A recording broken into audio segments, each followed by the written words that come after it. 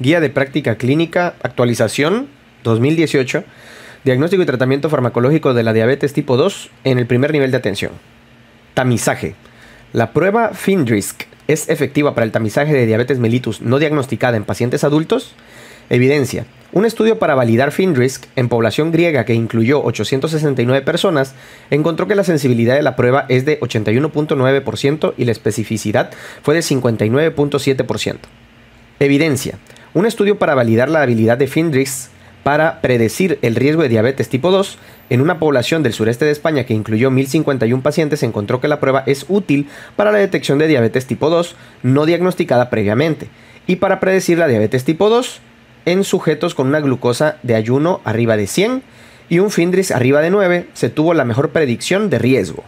Recomendación. Se recomienda utilizar el cuestionario FINDRISC como herramienta de tamizaje para la detección de riesgo de diabetes, sobre todo en pacientes con múltiples factores de riesgo.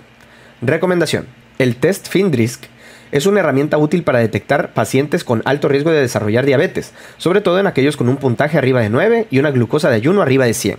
Punto de buena práctica. Se debe aplicar FINDRISC por personal familiarizado con la prueba. Punto de buena práctica. Se sugiere realizar la glucosa plasmática en ayunas a toda persona con un puntaje de FINDRISC arriba de 12. Diagnóstico. En pacientes adultos con sospecha de diabetes, ¿qué estudio es preferible para confirmar el diagnóstico? ¿La hemoglobina glucosilada o la curva de tolerancia oral a la glucosa? Evidencia. Un estudio que incluyó 1.416 pacientes para evaluar el rendimiento de hemoglobina glucosilada comparada con la glucosa plasmática en ayuno muestra que la sensibilidad y la especificidad de la hemoglobina glucosilada arriba de 6.5 fue de 41.9% y de 98.9%. El rendimiento de la hemoglobina glucosilada en el tamizaje de pacientes con prediabetes fue pobre, sensibilidad del 78.6% y especificidad del 55.1%. Recomendación. No se recomienda utilizar la hemoglobina glucosilada para el tamizaje de pacientes con prediabetes por su baja sensibilidad y especificidad. Evidencia. Un metaanálisis que comparó la capacidad diagnóstica de la hemoglobina glucosilada con la prueba de tolerancia oral a la glucosa muestra que la hemoglobina glucosilada tiene una especificidad combinada alta y una sensibilidad combinada baja, sensibilidad combinada de 0.518 y especificidad combinada de 0.956. La hemoglobina glucosilada permite descartar el diagnóstico en pacientes que no tienen la enfermedad. La mayor limitante es su sensibilidad intermedia, de 51.8%. Evidencia. Una revisión sistemática para evaluar la precisión de la hemoglobina glucosilada con la detección de diabetes tipo 2 encontró que la hemoglobina glucosilada y la glucosa plasmática en ayuno tenían una eficacia similar para el diagnóstico de diabetes. Usando un punto de corte para la hemoglobina glucosilada arriba de 6.1 para el diagnóstico, la sensibilidad fue de 78 a 81% y la especificidad de 79 a 84%. La glucosa plasmática en ayuno presentó una sensibilidad de 48 a 64% y una especificidad de 94 a 98%. Este estudio también demostró que la hemoglobina glucosilada presenta una variación individual menor y predice mejor las complicaciones micro y macrovasculares. Evidencia. Un estudio que incluyó 1.066 pacientes mayores de 40 años de edad a los que se les tomó una fotografía de fondo de ojo y se les midió la hemoglobina glucosilada y la glucosa plasmática en ayuno, demostró que la hemoglobina glucosilada fue más precisa para diagnosticar retinopatía.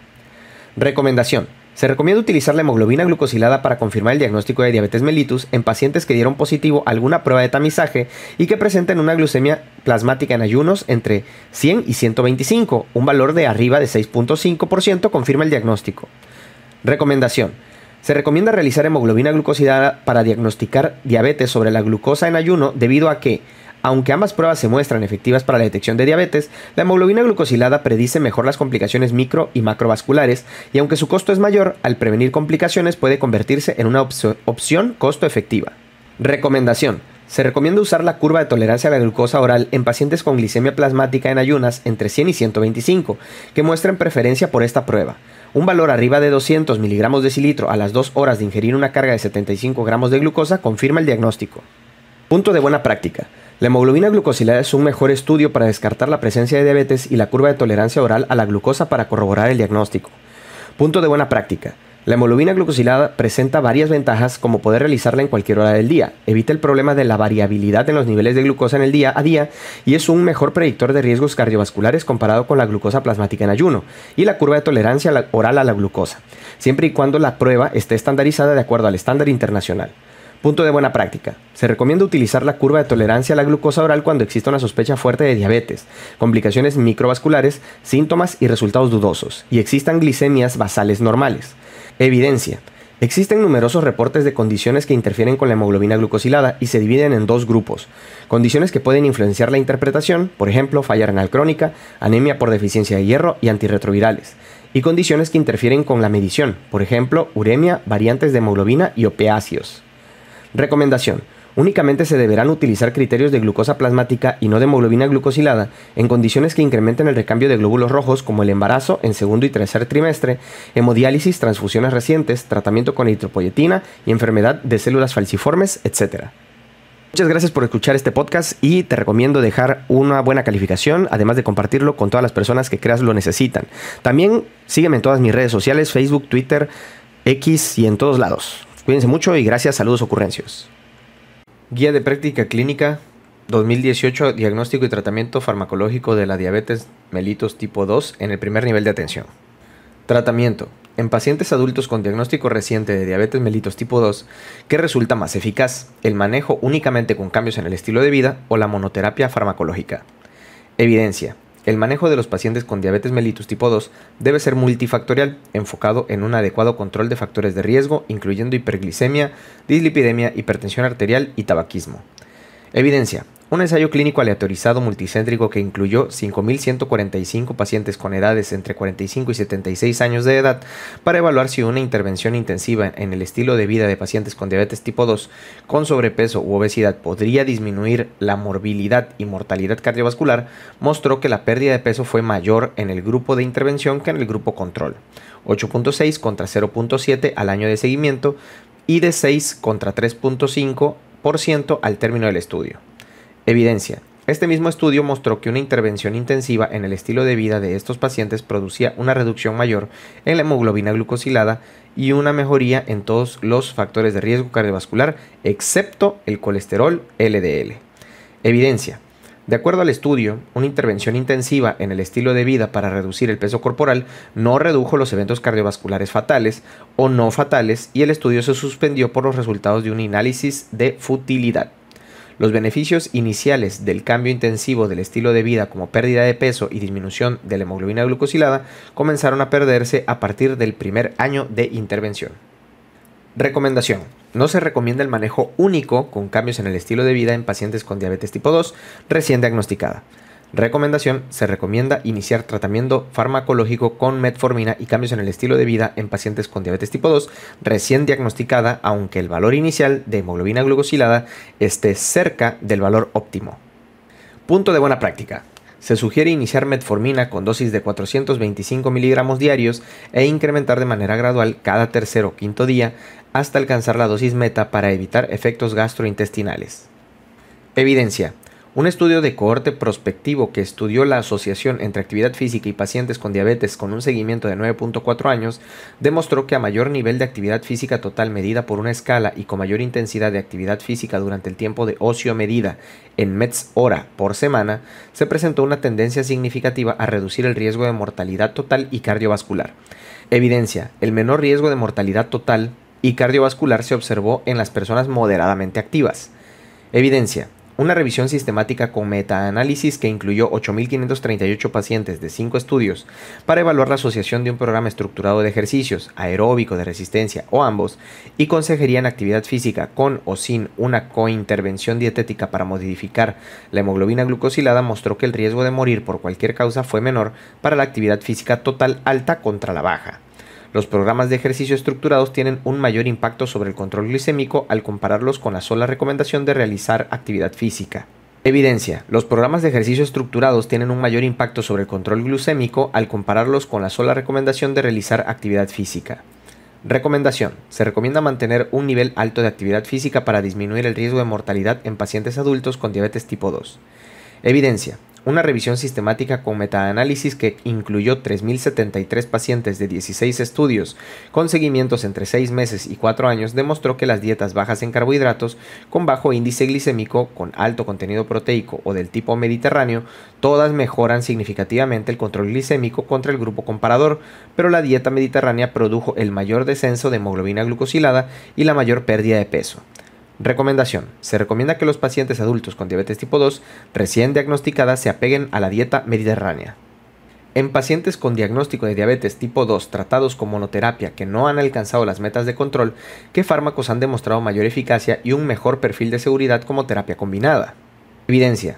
Una revisión sistemática con metaanálisis que incluyó 6.693 pacientes para investigar si la combinación temprana de diversos antidiabéticos orales, tiazolidinediona, secretagos de insulina, inhibidores de PP4, inhibidores CLGT2, con metformina proporciona una mejora en el control glucémico, muestra una reducción estadísticamente significativa en la hemoglobina glucosilada. Todos los antidiabéticos orales aumentan de forma significativa la probabilidad de alcanzar metas de control glucémico. Recomendación. Se recomienda iniciar terapia combinada con metformina y otro antidiabético oral en pacientes adultos con diabetes tipo 2 recién diagnosticada y un nivel de hemoglobina glucosilada arriba de 8%. Evidencia. La terapia combinada de metformina con sulfonilurea se asoció con un número estadística y clínicamente significativo del riesgo de hipoglicemia al compararlo con monoterapia con metformina, y este riesgo es mayor cuando la combinación incluyó glibenclamida que cuando se combinó con glimepiride o glicazida. Recomendación. No se recomienda iniciar terapia combinada con sulfonilureas como la glibenclamida por el riesgo de hipoglicemia. Se sugiere considerar primero otros medicamentos. Evidencia. Diversos metaanálisis de ensayos clínicos aleatorizados reportan que las tiazolidinedionas se asocian con un número mayor de presentar falla cardíaca, fracturas y cáncer de vejiga. Evidencia. Un ensayo clínico aleatorizado doble ciego de grupos paralelos multicéntrico que incluyó 600 pacientes para evaluar la eficacia y seguridad de la combinación metformina 850 con pioglitazona 15 durante 24 semanas muestra que esta combinación produce un aumento en la ganancia de peso de 1.64 kilos comparado con 0.69 kilos de la combinación metformina-pioglitazona o de la monoterapia con metformina de 1.28 kilos. Recomendación. No se recomienda iniciar la terapia combinada con metformina tiazolidinedionas por el incremento en el riesgo de desarrollar fracturas, falla cardíaca o cáncer de vejiga, además del aumento de peso corporal. Evidencia. Una revisión sistemática con metaanálisis muestra que los inhibidores SGLT2 pueden producir un descenso de peso de alrededor de 2 a 3 kilos. Evidencia. Esta misma revisión sistemática con metaanálisis reporta una mayor prevalencia de infecciones del tracto urogenital asociado al uso de inhibidores SGLT2. La prevalencia de eventos que sugieren infecciones genitales fue de 2% en el grupo control y de 7% en el grupo que recibió inhibidores SGLT2. Recomendación. No se recomienda iniciar terapia combinada con inhibidores SGLT2 en pacientes adultos con diagnóstico reciente de diabetes tipo 2, a pesar de que favorecen la pérdida de peso. Únicamente se utilizarán como una alternativa en caso de que no se puedan utilizar inhibidores de PP4. Es decir, tienes que darle preferencia a linagliptina-sitagliptina que a dapaglifosina-empaglifosina. Evidencia. En un metaanálisis de ensayos clínicos para evaluar la eficacia y seguridad de los inhibidores de PP4 junto con metformina como tratamiento inicial en pacientes con diabetes tipo 2 se encontró que esta combinación, al compararla con metformina solamente, se asoció con una reducción mayor en los niveles de hemoglobina glucosilada, una reducción mayor en los niveles de glucosa y un mayor descenso del peso corporal. Evidencia. En este mismo estudio no se encontró reducción para los eventos cardiovasculares adversos, ni para reducir el riesgo de hipoglicemia, ni para reducir el riesgo de eventos adversos gastrointestinales. Evidencia. Un análisis económico de costo-efectividad ha mostrado que el fármaco a escoger en primer lugar para combinar con metformina son los inhibidores de PP4, porque este grupo de medicamentos tiene el mejor perfil de efectividad y seguridad. Recomendación. En pacientes con diagnóstico reciente de diabetes tipo 2 que no alcanzan su meta terapéutica o no logran mantenerla con metformina como monoterapia, se recomienda como primer paso agregar un inhibidor de PP4 por su mejor balance riesgo-beneficio. Punto de buena práctica. Se sugiere utilizar como segunda opción la combinación metformina-sulfonilurea con bajo riesgo de hipoglicemia, glimepirida-glicazida o la combinación metformina con inhibidor SGLT2.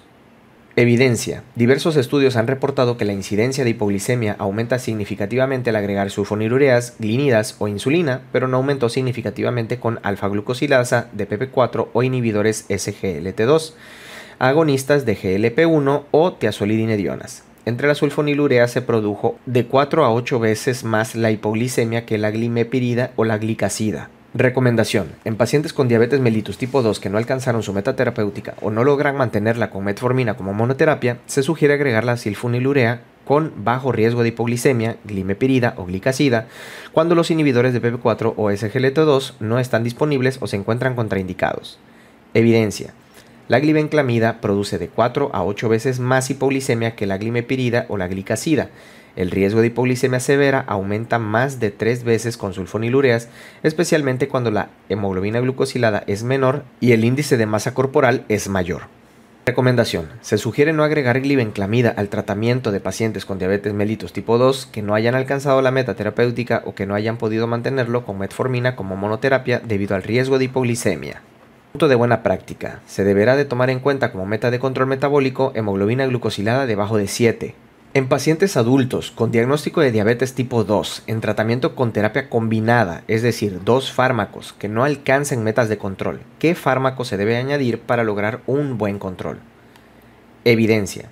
Un metaanálisis en red de 18 ensayos clínicos con 4.535 pacientes que comparó la eficacia de hipoglicemiantes orales en pacientes con diabetes tipo 2 no controlada ya tratados con metformina y una sulfonilurea reporta que no hubo diferencia entre los diferentes tipos de medicamentos respecto a la disminución de niveles de hemoglobina glucosilada para acarbosa y de 1.08 para insulina. Se observó un incremento en el peso con el uso de insulina de 2.84 kilos y con tiazolidinedionas de 4.25 kilos. Se observó una reducción en el peso corporal de 1.63 kilos con el uso de agonistas de receptores GLP-1 y la insulina aumentó el doble el número de eventos de hipoglicemia severa comparada con los hipoglucemiantes no insulínicos. Recomendación. Se sugiere añadir como tercer fármaco la insulina basal en aquellos pacientes adultos con diabetes tipo 2 que no han alcanzado las metas de control de hemoglobina glucosilada o la han perdido o no tienen obesidad. Evidencia. Un metaanálisis de ensayos clínicos aleatorizados para evaluar el riesgo de hipoglicemia utilizando sulfonilureas en comparación con otros hipoglucemiantes reporta que el riesgo global de hipoglicemia severa aumentó 3 veces con sulfonilureas al compararlos con otros hipoglucemiantes. Con relación al peso corporal, solo los agonistas de receptores GLP-1 lo redujeron significativamente. Recomendación. Se recomienda añadir como tercer fármaco un agonista de receptor GLP-1 en aquellos pacientes con diabetes tipo 2 que no logran alcanzar la meta de hemoglobina glucosilada con terapia combinada, 2 fármacos o la perdieron o no son obesos. Recomendación. Se recomienda la utilización de metformina, inhibidores SGLT2 y agonistas de receptores GLP-1 únicamente en aquellos pacientes que no alcancen las metas de hemoglobina glucosilada o la hayan perdido con terapia combinada y que persistan con obesidad, es decir, un índice de masa corporal arriba de 30. Punto de buena práctica. Se sugiere utilizar insulina NPH como insulina basal al utilizarla a la hora de acostarse, hacia las 10 u 11 de la noche. Punto de buena práctica. Las insulinas análogas de acción prolongada tienen menor riesgo de hipoglicemia comparadas con las NPH, por lo cual se deben utilizar cuando se desea que el paciente se mantenga en un control óptimo, evitando hipoglicemias o cuando se presentan hipoglicemias intentando alcanzar la meta de control. Punto de buena práctica. La dosis inicial de insulina basal es de 10 unidades por día o de 0.2 unidades por kilo de peso por día. Se debe incrementar la dosis en 2 a 4 unidades cada vez que la glicemia en ayunas está por encima del valor prefijado por 2 a 3 días seguidos o en el promedio de ese mismo intervalo. Punto de buena práctica. Al iniciar con agonistas GLP-1 se debe iniciar con dosis bajas, hasta lograr tolerancia y evitar efectos gastrointestinales, que el paciente llegue a las metas de control y no abandone el tratamiento por efectos secundarios. Punto de buena práctica. Al iniciar con insulina se debe tomar en cuenta que pueden presentar datos de hipoglicemia, por esto es importante explicarle al paciente cómo identificar los síntomas de una hipoglicemia. Muchísimas gracias por escuchar este podcast de Guía de Práctica Clínica versión 2018 Diabetes Tratamiento. En todas mis redes sociales, gracias por estar en el grupo de Ocurrencias Incorporated y por ser un ocurrencio fiel que sigue esta Guía de Práctica Clínica con la intención de que mejores tus capacidades de diagnóstico y tratamiento con las personas con diabetes o si solo quieres estudiar para el examen nacional de residencias. Cuídate mucho, nos vemos la próxima vez. Bye. Guía de Práctica Clínica, Diagnóstico y Tratamiento Farmacológico de la Diabetes Tipo 2 en el primer nivel de atención 2018. ¿Cuál es la intervención farmacológica más eficaz en caso de que pacientes adultos con diabetes tipo 2 con o sin hipertensión presenten albuminuria?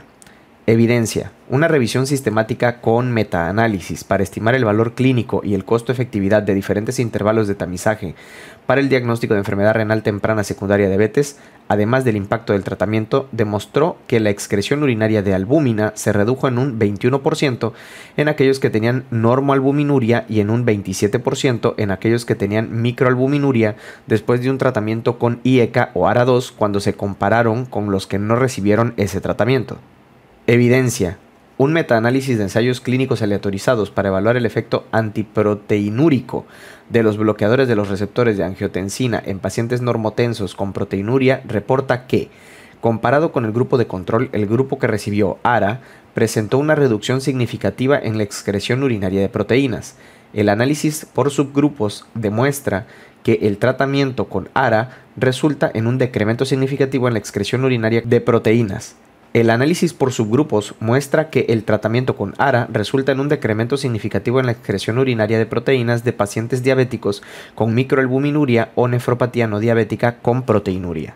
Evidencia. Este mismo estudio arroja que aquellos pacientes con cifras de presión arterial dentro de parámetros que recibieron tratamiento con ARA2 presentaron una reducción en la excreción de albúmina, un efecto similar al observado con IECAS. Recomendación. Se recomienda dar tratamiento con IECA o ARA2 en pacientes adultos con diabetes tipo 2 cuando se detecte microalbuminuria persistente aunque todavía no tengan hipertensión arterial. Evidencia. Un metaanálisis en red que incluyó 157 estudios con 43.256 pacientes para evaluar los riesgos y beneficios de distintos fármacos antihipertensivos muestra que los inhibidores de la enzima convertidora de angiotensina y los bloqueadores de los receptores de angiotensina, solo o combinados, fueron los fármacos más efectivos para el control de enfermedad renal crónica. Recomendación. Se sugiere utilizar IECA o ARA2 en pacientes con diabetes tipo 2 y enfermedad renal, solos o combinados, para evitar la progresión de esta. Punto de buena práctica. Se sugiere monitoreo continuo en los pacientes con diabetes tipo 2 y enfermedad renal cuando estén bajo tratamiento con combinaciones de IECA o ARA2 para evitar episodios de hipercalemia y falla renal aguda. Punto de buena práctica. Se sugiere realizar en un paciente portador de diabetes tipo 2 un test de microalbuminuria de preferencia una vez al año, aunque hay múltiples factores que pueden alterar el resultado, por lo que se sugiere realizar 2 o 3 mediciones con intervalos de 4 a 6 semanas para su confirmación. Punto de buena práctica. En aquellos pacientes portadores de diabetes tipo 2 con un estricto control de hipertensión arterial, ayudará a prevenir la progresión de una nefropatía diabética el utilizar IECA o ARA2, aunque también pueden agregarse otros antihipertensivos cuando el paciente mantenga metas de presión sistólica entre 130 y 139 milímetros de mercurio y presión diastólica menor de 80 milímetros de mercurio. Punto de buena práctica. Es importante realizar pruebas de laboratorio como examen general de orina en pacientes que cuenten con diagnóstico de diabetes tipo 2 para evaluar el estado renal del paciente y realizar las medidas de nefroprotección para que no progrese a una falla renal. En pacientes adultos con diabetes tipo 2 bajo tratamiento con terapia oral o inyectable, ¿qué intervenciones deben realizarse en caso de hipoglicemia? Evidencia. Una revisión de la literatura menciona que existen diversos protocolos para el tratamiento de la hipoglicemia que resultan eficaces. Evidencia. La hipoglicemia se puede definir de varias formas, por sus valores de glucosa plasmática, que es la definición bioquímica, por su sintomatología, por tipo y severidad, y por la hora del día en que se presenta, matutina o nocturna. Evidencia. La Asociación Americana de Diabetes estableció el valor de menos de 70 miligramos por decilitro para que se considere hipoglicemia. Este es un valor de alerta para proporcionar un margen de error por la limitada precisión de los monitores de glucosa a niveles bajos de la misma. Evidencia. Los síntomas de hipoglicemia se pueden dividir en dos grupos: autonómicos, como sudoración, palpitaciones, temblor, mareo y hambre, y neuroglucopénicos, como confusión, mareo, dificultad para hablar, comportamiento extraño y falta de coordinación. Recomendación. Se sugiere dar de 15 a 20 gramos de un carbohidrato de acción rápida, 4 a 6 onzas de jugo, al paciente si éste puede tragar. Si el paciente no puede tragar, se deben administrar vía intravenosa 25 mililitros de solución glucosada al 50%. Recomendación. Se pueden dar además 1 miligramo de glucagón si no se encuentra disponible el acceso intravenoso. Recomendación. Se sugiere revisar los niveles de azúcar y repetir el proceso cada 15 minutos hasta que se resuelva la hipoglicemia. Esto concluye la lectura de la Guía de Práctica Clínica de Diabetes 2018. Si tienes alguna sugerencia, por favor házmelo saber al perfil de ocurrencias. Muchísimas gracias, cuídate mucho, estudia mucho y mucha suerte en tu examen nacional de residencias.